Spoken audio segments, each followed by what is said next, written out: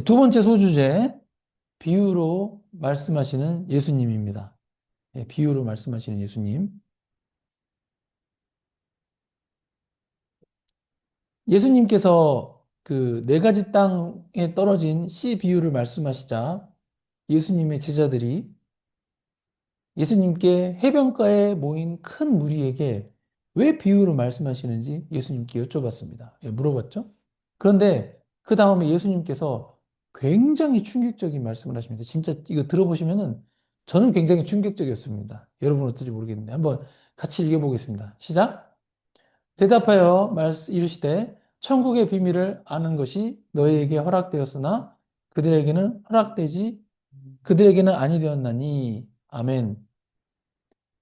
천국의 비밀을 아는 것이 예수님의 12제자들에게는 허락이 되었는데 해변에 모인 그 큰 무리들에게는 허락이 되지 않았기 때문에 비유로 말씀하셨다는 것입니다. 아, 이게 참 충격적이죠. 이 두렵고 떨린 것은 잘 들어보세요. 예수님의 제자들은 고작 12명에 불과한데 해변에 모인 수많은 사람들에 비하면은 너무나 적은 인원수가 천국의 비밀을 아는 것이 허락된 것임을 우리가 이해할 수 있습니다. 그런데 이 말씀이 참 진리인 것은 수많은 사람들 앞에서 우리가 천국과 지옥을 외쳐도 그들은 천국과 지옥에 대한 의문점을 갖기보다는 그냥 냉담한 반응을 보이는 경우가 다반사입니다. 그리고 천국, 지옥 이야기 하면은 마치 그 천국, 지옥 이야기 하는 사람을 미친 사람처럼 생각할 수도 있습니다. 그럼에도 불구하고 우리는 천국, 지옥이 실제로 존재하는 것이 믿어지고 하나님의 말씀이 진리인 것이 믿어지는 이유가 바로 전능하신 하나님께서 우리로 하여금 하나님의 말씀을 믿을 수 있도록 먼저 선택해 주셨기 때문입니다. 마태복음 13장 12절, 13절 한번 같이 읽어보겠습니다. 시작. 무릇 있는 자는 받아 넉넉하게 되되 없는 자는 그 있는 것도 빼앗기리라. 그러므로 내가 그들에게 비유로 말하는 것은 그들이 보아도 보지 못하며 들어도 듣지 못하며 깨닫지 못함이니라. 아멘. 이게 참 무서운 말씀입니다. 12명의 제자는 선택이 되었는데 하나님께 나머지 그 해변가에 있는 큰 무리들은 선택이 안 됐다는 것이죠. 예. 마태복음 13장 12절에 무릇 있는 자는 받아 넉넉하게 되되 없는 자는 그 있는 것도 빼앗기리라 라는 이 말씀은 어떤 재산에 대한 이야기가 아닙니다. 비유에 대한 말씀을 하시는 과정에서 저 말씀이 언급되었기 때문에 뭐 재산 증식에 대한 얘기는 아닙니다. 다만 마태복음 13장 12절은 무릇 천국의 비밀을 아는 자는 천국 백성이 되기 때문에 이 육체가 죽기 전에 누리는 것보다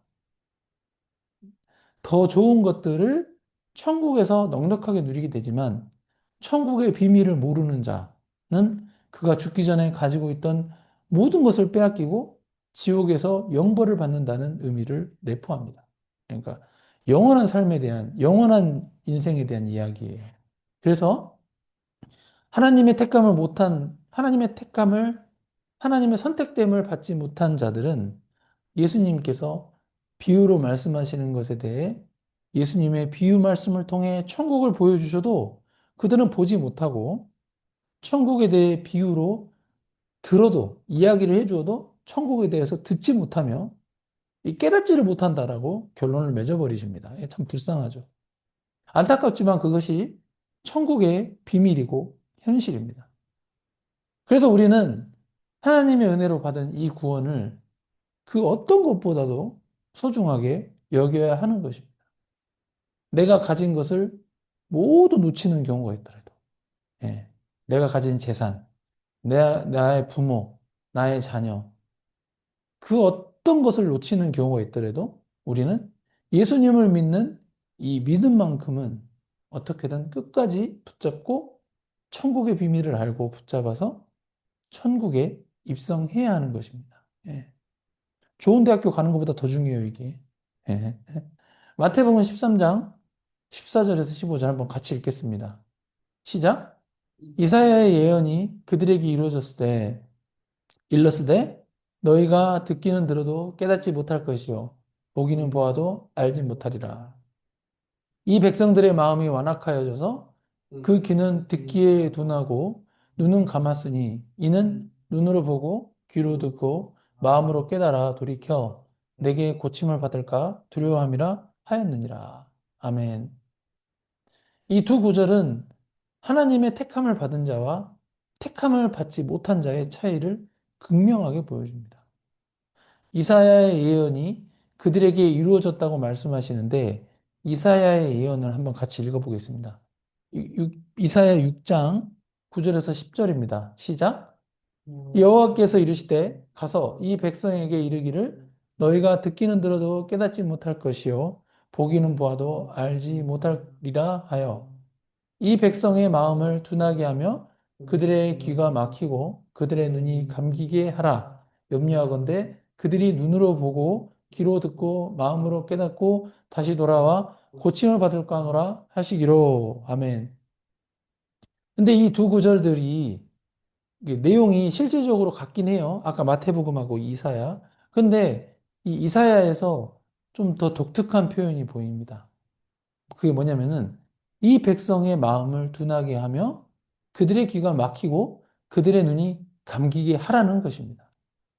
그러니까 마태복음에서는 백성들의 마음이 완악하여 져서 그들이 듣지 못하고 보지 못한다라고 말씀하셨기 때문에 이 이사야하고 마태복음하고 뉘앙스가 다르다라는 거죠.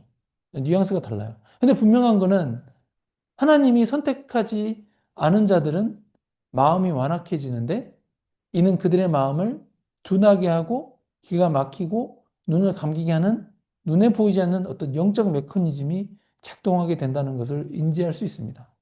그죠? 그러니까 이사야에서는 마음을 둔하게 하고 귀가 막히게 하고 뭐뭐 하게 한다 이렇게 돼 있는데 오히려 마태복음에서는 그냥 완악해져서 이렇게라고 돼 있잖아요. 그래서 그 차이를 얘기하는 거죠. 근데 이는 그들의 죄성으로 인해서 그냥 그 영이 닫혀 있다라는 것을 의미합니다. 한편 하나님의 선택함, 하나님의 택함을 받은 자들은 그들도 똑같이 예수님을 믿지 않는 자들과 동일한 죄성을 가지고 있습니다. 이 죄성은 가지고 있지만 하나님이 은혜를 주셔서 하나님의 도우심으로 천국의 비밀을 깨달을 수 있도록 귀로 들리고 보이고 눈에 보이고 하나님이 영적으로 은혜를 베풀어 주시기 때문에 우리가 말씀을 듣고 이해가 되는 것입니다. 참 안타까운 부분은 예수님이 되려 이 천국의 비밀을 알 수 없는 자들을 향해 그들이 눈으로 보고 귀로 듣고 마음으로 깨달아 돌이켜 내게 고침을 받을까 되려 두려울 정도로 염려가 된다라고 말씀하십니다. 또는 아까 그 구절을 자세히 읽어보면 이렇게도 해석할 수 있는데 예수님 믿지 않는 사람들이 그렇게 고침받을까 봐 더 두려워할 수도 있다. 이렇게도 볼 수도 있습니다. 오히려 그만큼 믿기를 거부하기 때문에요.